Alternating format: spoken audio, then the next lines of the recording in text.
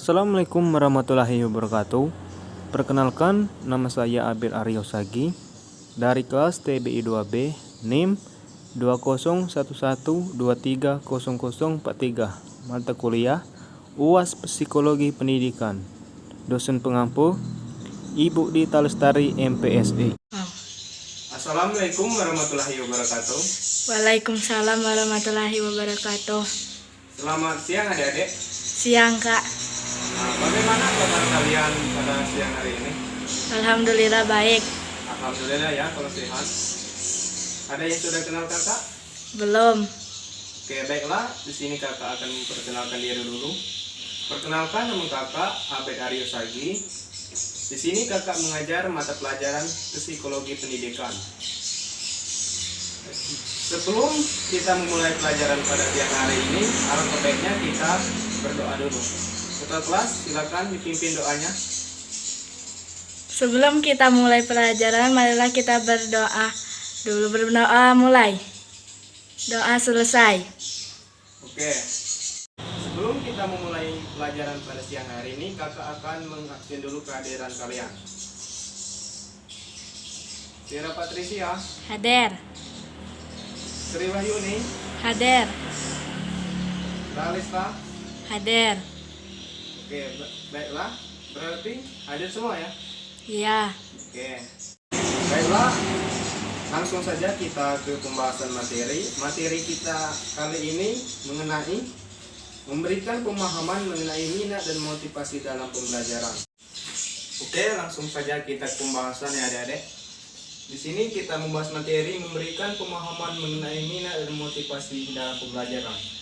Baiklah, di sini kakak akan membahas dulu mengenai minat dalam belajar. Yang pertama, kakak akan membahas mengenai pengertian minat. Yang kedua, sebab-sebab timbulnya minat belajar.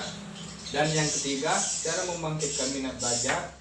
Yang keempat, fungsi dari minat belajar. Dan yang terakhir, aspek-aspek minat belajar. Baiklah, kita akan membahas mengenai yang pertama dulu mengenai pengertian minat. Di sini adik-adik mengetahui tentang pengertian minat?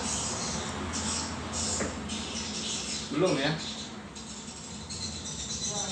Minat adalah kecenderungan jiwa yang tetap untuk memperhatikan dan mengenang beberapa aktivitas atau kegiatan. Seorang yang berminat terhadap suatu aktivitas dan memperhatikan itu secara konsisten dengan rasa senang. Minat dapat menjadi sebab suatu kegiatan dan sebagai hasil dan keikutsertaan dalam suatu kegiatan. Karena itu minat belajar adalah kecenderungan hati untuk belajar untuk mendapatkan informasi seperti pengetahuan, kecakapan melalui usaha, pengajaran atau pengalaman. Di dalam minat belajar tentu kita harus memiliki konsentrasi. Konsentrasi merupakan aktivitas jiwa untuk memperhatikan suatu objek secara mendalam. Dapat dikatakan bahwa suatu objek demikian pula sebaliknya merupakan kondisi psikologis yang dibutuhkan dalam proses belajar mengajar di sekolah. Itulah penjelasan kakak tadi mengenai minat. Yaitu mengenai sebab-sebab timbulnya minat belajar. Tolong diperhatikan ya adik-adik. Minat pada dasarnya timbul didahului oleh suatu pengalaman. Di samping adanya rangsangan-rangsangan dari suatu objek atau pelajaran yang ada kaitannya dengan kebutuhan dirinya. Nah, di sini adapun sebab-sebab yang menimbulkan minat belajar adalah sebagai berikut. Yang pertama, yaitu kita harus menguasai bahan atau materi. Sebagai seorang guru atau pembimbing harus menguasai materi yang akan diberikan atau disampaikan kepada siswa. Yang kedua yaitu dengan menggunakan metode. Penggunaan metode yang pengajaran yang baik membuat para siswa dapat menangkap pelajaran itu dengan baik dan benar. Yang ketiga yaitu tak lupa yaitu penampilan atau performance dalam mengajar. Penampilan yang diberikan dalam mengajar seharusnya menarik, menyenangkan, dan lugas, sehingga memberikan wahana pesona bagi siswa untuk dapat menerima pelajaran dan meningkatkan kemampuannya dengan baik. Yang keempat yaitu atau yang D, kegairahan dan kesediaan untuk belajar. Nah, sebagai seorang guru yang berpengalaman luas tidak akan memaksa muridnya untuk mempelajari sesuatu di luar kemampuan mereka dan tidak akan mengumpa otaknya dengan kemampuan yang tidak sesuai dengan kematangan atau tidak sejalan pengalamannya, serta tidak akan menggunakan metode yang tidak sesuai dengan mereka. Dan yang terakhir, yang E, yaitu mengevaluasi suatu pelajaran. Dengan mengevaluasi suatu pelajaran,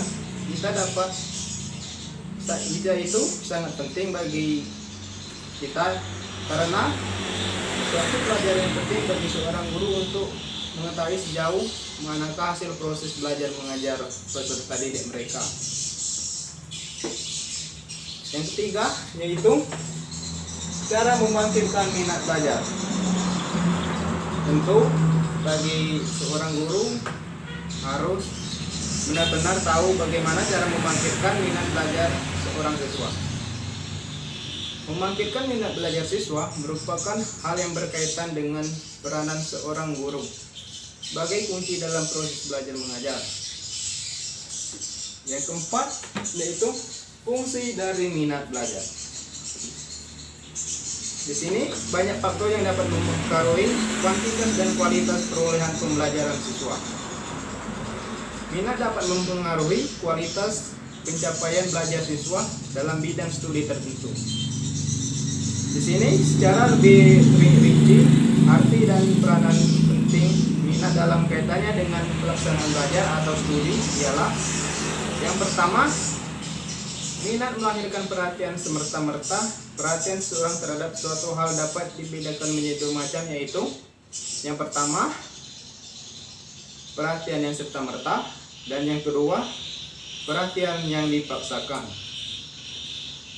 Yang ke B yaitu minat memudahkan terciptanya konsentrasi. Yang ke C, minat mencegah gangguan perhatian dari luar. Minat studi mencegah terjadinya gangguan perhatian dari sumber luar, misalnya orang berbicara. Yang ketiga, yang keempat yaitu atau yang ke D, minat memperkuat melekatnya bahan pelajaran dalam ingatan murid atau siswa.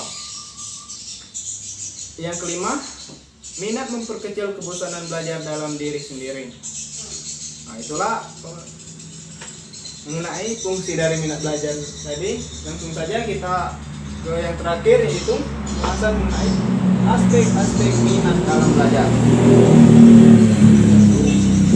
Di sini menurut seorang ahli akhlak mengemukakan bahwa minat memiliki tiga aspek, yaitu yang pertama aspek kognitif, yang kedua aspek afektif, dan yang ketiga aspek psikomotor. Di sini adik-adik, apakah adik-adik tahu mengenai aspek kognitif? Tidak, Kak. Nah, baiklah, kakak akan menjelaskannya. Aspek kognitif dasar pada konsep perkembangan di masa anak-anak mengenai hal-hal yang menghubungkan dengan minat. Minat pada aspek kognitif merupakan suatu pertanyaan. Apakah hal yang diminati untuk menguntungkan? Apakah akan membuat kepuasan? Ketika seorang melakukan suatu aktivitas, tentu mengharapkan sesuatu yang akan didapat dari proses suatu aktivitas tersebut. Itulah penjelasan mengenai aspek kognitif tadi. Yang ketiga, yang kedua yaitu aspek afektif. Aspek afektif atau emosi yang mendalam merupakan konsep yang menampakkan aspek kognitif dari minat yang ditampilkan dalam sikap terhadap aktivitas yang diminatinya. Seperti aspek kognitif, aspek afektif dikembangkan dari pengalaman pribadi, sikap orang tua, guru, dan kelompok yang mendukung aktivitas yang diminatinya. Dan yang terakhir atau yang ketiga yaitu aspek psikomotor. Aspek psikomotor lebih mengorientasikan pada proses tingkah laku atau pelaksanaan. Nah, itulah pembahasan mengenai minat belajar tadi adik-adik. Sebelum kakak melangkah ke pembahasan selanjutnya, apakah ada yang ingin ditanyakan mengenai minat belajar tadi? Tidak, Kak. Oke, langsung saja adik-adik kita ke pembahasan yang kedua mengenai motivasi dalam pembelajaran. Di depan sini kakak sudah membuat tabel yang akan kita bahas mengenai motivasi dalam pembelajaran. Yang pertama yaitu pengertian motivasi belajar, yang kedua fungsi motivasi belajar, yang ketiga macam-macam motivasi belajar, yang keempat 3 komponen dalam motivasi belajar, dan yang terakhir yaitu prinsip-prinsip motivasi belajar yang dapat diterapkan dalam proses pembelajaran. Nah, adik-adik, kita ke pembahasan yang pertama mengenai pengertian motivasi belajar. Di sini apakah adik-adik sudah tahu apa itu motivasi dalam belajar? Belum, Kak. Baiklah, saya akan menjelaskannya. Motivasi belajar adalah keseluruhan daya penggerak di dalam diri siswa yang menimbulkan belajar, atau bisa juga disebut sebagai dorongan atau daya penggerak yang berasal dari dalam diri sendiri maupun dari luar untuk melakukan aktivitas belajar sehingga menimbulkan perubahan sehingga apa yang menjadi tujuan yang dikehendaki oleh subjek belajar dapat tercapai dengan baik. Nah, itulah mengenai pengertian dari motivasi belajar tadi ya deh. Selanjutnya kita membahas bagian yang kedua yaitu fungsi motivasi dalam belajar. Yang pertama yaitu mendorong timbulnya tingkah laku atau perbuatan. Tanpa motivasi tidak akan timbul suatu perbuatan. Motivasi dalam hal ini merupakan motor penggerak dari setiap kegiatan yang akan dikerjakan. Yang kedua yaitu motivasi berfungsi sebagai pengarah. Artinya, motivasi mengarahkan perubahan untuk mencapai yang diinginkan. Dengan demikian, motivasi dapat memberikan arah dan kegiatan yang harus dikerjakan sesuai dengan rumusan tujuannya. Nah, yang ketiga yaitu motivasi berfungsi sebagai penggerak. Dalam artinya, menggerakkan tingkah laku seseorang. Selain itu, motivasi belajar berfungsi sebagai pendorong usaha dan pencapaian prestasi murid atau siswa. Itulah mengenai fungsi motivasi belajar tadi. Lanjut kita ke pembahasan yang ketiga yaitu macam-macam motivasi dalam belajar. Yang pertama, motivasi intrinsik, dan yang kedua, motivasi belajar ekstrinsik. Apakah adik-adik tahu mengenai motivasi belajar intrinsik? Belum, Kak. Nah, di sini kakak akan menjelaskannya dulu ya, Dek. Tolong didengarkan. Motivasi belajar intrinsik adalah motivasi yang berasal dari diri siswa sendiri untuk belajar. Motivasi ini umumnya bisa dipengaruhi oleh keinginan siswa untuk mencapai suatu tujuan tertentu, misalnya berprestasi, masuk sekolah favorit, masuk perguruan tinggi favorit, membanggakan orang tua, dan sebagainya. Nah, yang kedua yaitu motivasi belajar ekstrinsik. Motivasi belajar ekstrinsik adalah motivasi yang berasal dari luar. Nah, misalnya lingkungan. Contoh motivasi ekstrinsik adalah dengan iming-iming. Dengan iming-iming hadiah dari orang tua jika berprestasi, mengikuti saran atau nasihat dari guru, dan sebagainya. Yang keempat yaitu mengenai adapun 3 komponen pokok dalam motivasi belajar. Yang pertama, menggerakkan, mengarahkan, dan menumpang tingkah laku manusia. Nah, di sini yang pertama arti dari menggerakkan tersebut adalah menggerakkan berarti menimbulkan kekuatan pada individu yang berarti memimpin seseorang untuk bertindak dengan cara yang tertentu. Misalnya, kekuatan dalam hal ingatan, respon-respon efektif, dan kecenderungan mendapat kesenangan. Yang kedua yaitu motivasi juga mengarahkan atau menyalurkan tingkah laku. Dengan demikian, ia menyediakan suatu orientasi tujuan. Tingkah laku individu diarahkan terhadap sesuatu. Nah, yang terakhir yang ketiga yaitu untuk menjaga dan menopang tingkah laku. Maksudnya yaitu lingkungan sekitar harus menguatkan intensitas dan arah dorongan-dorongan dan kekuatan-kekuatan individu. Nah, itulah pembahasan mengenai 3 komponen dalam motivasi belajar tadi. Nah, yang terakhir yaitu atau yang kelima yaitu prinsip-prinsip motivasi yang dapat diterapkan dalam proses pembelajaran, yaitu yang pertama perhatian atau attention. Dalam hal ini perhatian peserta didik muncul karena didorong rasa ingin tahu. Oleh sebab itu, rasa ingin tahu ini perlu mendapat rangsangan, sehingga peserta didik akan memberikan perhatian selama proses pembelajaran tersebut.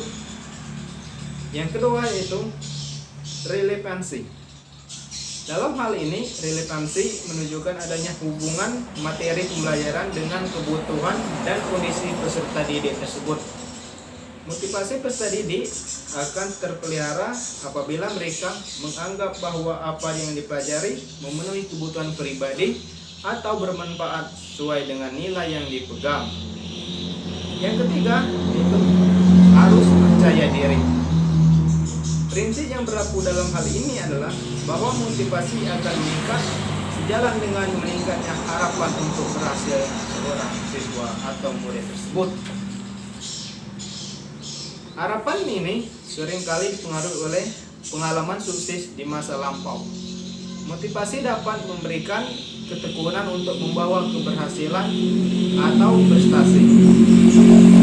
Dan selanjutnya pengalaman sukses tersebut akan memotivasi untuk mengerjakan tugas berikutnya. Yang terakhir yaitu kepuasan. Dalam hal ini, kepuasan adalah keberhasilan dalam mencapai suatu tujuan akan menghasilkan kepuasan. Kepuasan karena mencapai tujuan dipengaruhi oleh konsekuensi yang diterima, baik yang berasal dari dalam maupun dari luar individu tersebut. Itulah pembahasan materi kita tadi, adik-adik, mengenai memberikan pemahaman mengenai minat dan motivasi dalam pembelajaran. Nah, bagi adik-adik yang ingin bertanya, dipersilakan. Saya ingin bertanya, Kak, bagaimana cara agar dapat meningkatkan motivasi dalam belajar? Pertanyaan yang sangat bagus. Baiklah, saya akan menjawab pertanyaan adik-adik. Tadi mengenai bagaimana cara agar dapat meningkatkan motivasi dalam belajar. Nah, yang pertama yaitu membuat agenda belajar. Dengan membuat agenda belajar akan membantumu untuk mengatur waktu dan materi apa yang harus dipelajari. Yang kedua yaitu menentukan gaya belajar. Dengan mengetahui gaya belajar, kamu bisa menyesuaikan diri dengan materi yang ingin dipelajari. Yang ketiga yaitu istirahat. Nah, ini sangat penting juga. Dan istirahat termasuk salah satu faktor penting dalam proses belajar mengajar. Yang keempat, hindari gangguan belajar. Maksud dari gangguan belajar ialah kita harus mengatur waktu untuk misalnya bermain gadget, bermain sosmed, melihat televisi. Dengan suasana seperti ini, maka akan mudah menyerap pelajaran yang akan dipelajari berikutnya. Yang kelima, cari suasana yang tepat. Dengan suasana yang tepat, maka proses belajar mengajar akan tercapai dengan baik dan nyaman. Dan yang terakhir yaitu belajar bersama teman atau berdiskusi. Dengan suasana ini, belajar seperti ini biasanya membuat kita lebih mudah memahami sesuatu. Nah, itulah penjelasan dari kakak tadi mengenai bagaimana cara agar dapat meningkatkan motivasi dalam belajar. Apakah adik-adik ada yang ingin bertanya lagi? Tidak, Kak.